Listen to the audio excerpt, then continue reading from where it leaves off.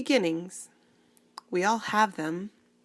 However, our eyes can only see the here and now.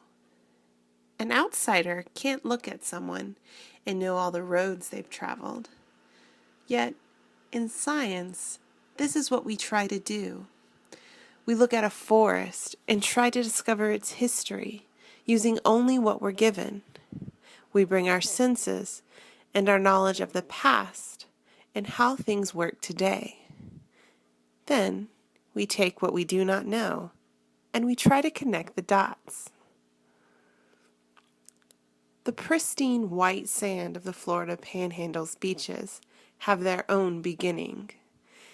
They traveled their own path before they found their home in sandcastles and under the shade of a beach towel. What we see when we look at the beaches are soft white carpets of perfect sand. When we take a closer look, we see tiny angular and subangular pieces of white and translucent stones, like jewels in a ring. This is quartz. Quartz sand grains come from the weathering of igneous rocks such as granite and metamorphic rocks such as quartz-rich schists, quartzites, and gneiss. These rocks are commonly called basement rocks or bedrocks because of their popular placement at the bottom layer of rocks.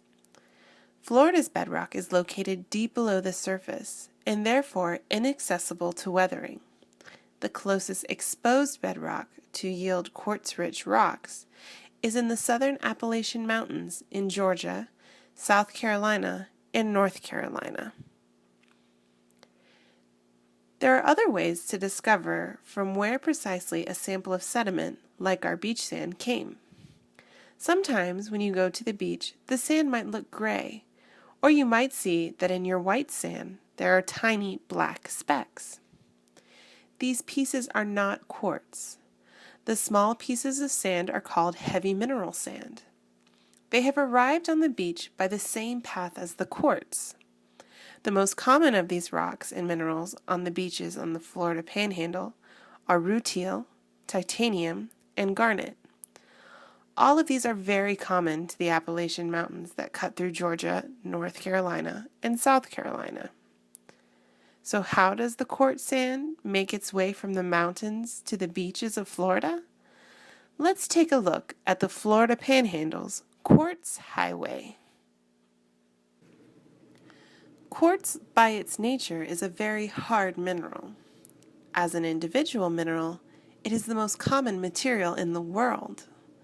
The distance it can travel is not limited by the amount of time or the amount of erosion it can take before breaking down into silt or clay, which are categories of sediment that are even smaller than sand. A single piece of quartz could travel around the world. It's only limited by how far the elements can carry it. But before sediment can be carried away by erosion, it has to be broken down into smaller pieces. This is the job for weathering. Weathering is the process where rocks are worn away or broken down into smaller pieces by wind, water, or plants. Plants are especially important when breaking apart rocks in a temperate and wet region like North Georgia and the Carolinas. Plants have a steady way of finding crevices caused by faulting due to earthquakes, cracking due to the change in temperatures as ice freezes and melts, or exfoliation, which happens when the weight of an overlying land erodes away and the mountain expands outward slightly in all exposed directions. You may recognize this term, exfoliation. We exfoliate to remove old skin or an outer layer of dirt and grime. In many ways, this term in geology is similar. It's not like a cut deep in the rock like a fault, or a narrow crack like we see when water freezes and expands. It's more like a flake of dandruff or dried skin. Erosion happens when these broken rocks and sediments are picked up and moved to another place by ice, water, or wind. While ice can move huge boulders as a glacier, there are no signs of glacial activity on our beaches. And since glaciers move whole items without tumbling and rolling them, sediment moved by glaciers is often angular and has sharp edges, which our beach sand does not. Wind can be a very strong and destructive force. We see this in hurricanes and tornadoes. But its power in erosion often comes in a slow and constant movement over time. By picking up very small pieces of sand and moving them quickly, like sandpaper, wind can create great works of art. Water is a constant and dynamic force that can cut through mountains and transport sediment as far as the river can travel.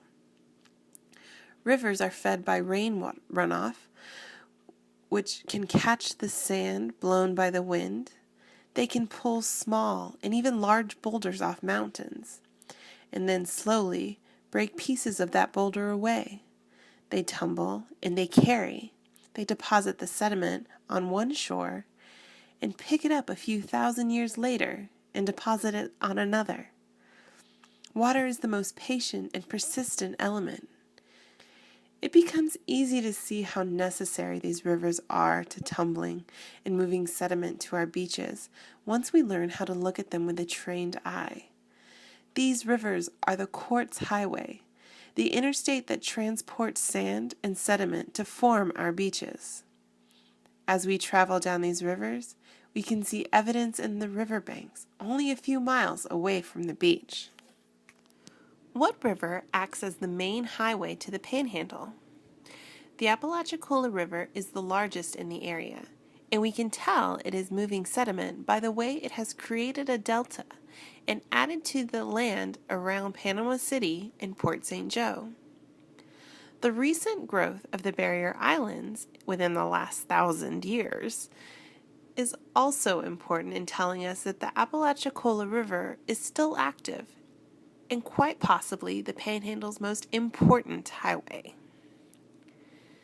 The Mississippi River is clearly one of the largest transporters of sediment. However, because of longshore drift, we will not include it as a main contributor of sediment. Longshore drift is simply an effect of waves striking the beach at an angle, creating a current that moves parallel to the beach. All beaches experience this because of the natural inner movements of a wave. The short-term movements of sand and sediment is toward and away from the beach. However, over time, longshore drift begins to move sand in one direction, eroding one area and building up another. Longshore drift in the Florida Panhandle moves consistently from east to west. The Mississippi River would therefore lend its sediment to the beaches west of us, not the Florida Panhandle. This Quartz Highway is a very complex system with many stops and side journeys along the way.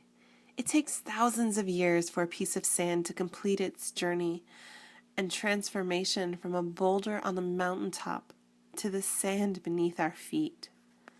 Quartz can travel miles in the harshest conditions, but it needs a clear highway. It could be argued that the rivers are the most important part of our beach system. They bring the sand that the longshore drift moves and the wind and the storms displace. If you argue that the rivers are the most important part in the building up of our beaches, then the biggest threat to this balance would be something that would block the flow of sediment. The longer the distance the quartz must travel, the more room there is for error, or in our case, dams.